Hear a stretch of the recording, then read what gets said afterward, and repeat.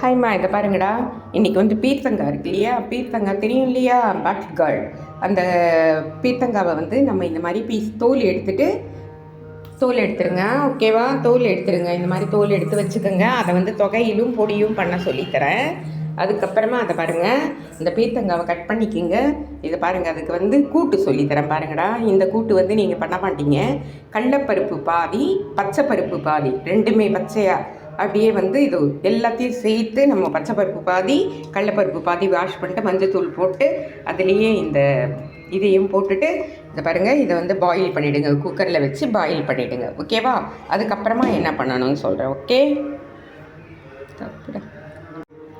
ஹாய்மா, இதை பாருங்கடா. இன்றைக்கி பீர்த்தங்காய் கூட்டு சொல்லித்தரேன் பாருங்கள். இதுக்கு வந்து இந்த பொடிசாக தோல் எடுத்துகிட்டு இந்த மாதிரி பீர்த்தங்காய் வாஷ் பண்ணி தோல் எடுத்துகிட்டு இந்த மாதிரி பொடிசுன்னா இது இந்த அளவு கட் பண்ணிக்கிங்க. இதை பாருங்கள், கடலப்பருப்பு பச்சை பருப்பு ரெண்டுமே பாதி பாதி கரெக்டாக கன்சிஸ்டன்சியில் எடுத்துக்கோங்க. மஞ்சத்தூள் போட்டுருங்க. தண்ணி ஊற்றி குக்கரில் நல்ல தண்ணியாக வேக வைக்காதீங்க. திக்காக இது வேகிற வரைக்கும் தண்ணி வைங்க. ஓகேவா? இதை முதல்ல பாயில் பண்ணி எடுத்துக்கோங்க. அதுக்கப்புறமா சொல்கிறேன்.